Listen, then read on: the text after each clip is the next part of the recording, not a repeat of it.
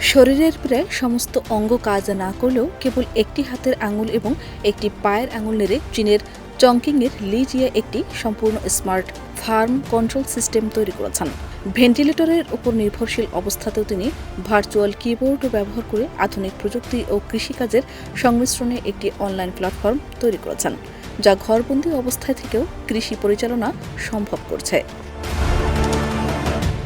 লি জিয়ার এই সাফল্য নিঃসন্দেহে প্রযুক্তি ও উদ্ভাবনের এক অনুপ্রেরণামূলক দৃষ্টান্ত। ৩৬ বছর বয়সী এই তরুণ ছোটবেলা থেকেই শারীরিকভাবে দুর্বল ছিলেন। মাত্র ৫ বছর বয়সে তার শরীরে মাসকুলার ডিস্ট্রফি ধরা পড়ে, যা পেশিকে ক্রমে দুর্বল করে দেয়। এর ফলে লিকে ৫ম শ্রেণীর পর পড়াশোনা বন্ধ করতে হয়।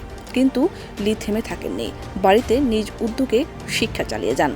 পদার্থবিজ্ঞান ও কম্পিউটারের প্রতি বিশেষ ঝোঁক থাকায় তিনি ২৫ বছর বয়সে অনলাইন ফর্মের মাধ্যমে প্রোগ্রামিং শেখা শুরু করেন।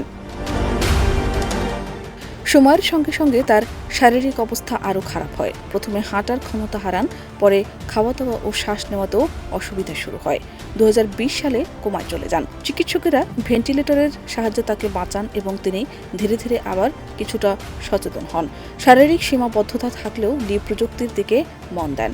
মাটিবিহীন আধুনিক কৃষিকাজ এবং আইওটি প্রযুক্তি নিয়ে পড়াশোনা করে তিনি নিজের স্মার্ট ফার্মের ধারণা বাস্তবে রূপ দিতে শুরু করেন। লিয়ের মা ছেলের পাশে থেকে তার নির্দেশনায় প্রযুক্তিগত কাজও শিখতে থাকেন। মা ছেলের যৌথ প্রচেষ্টায় স্মার্ট ফার্মটি সফলভাবে চলছে এবং ধীরে ধীরে লাভজনক হচ্ছে।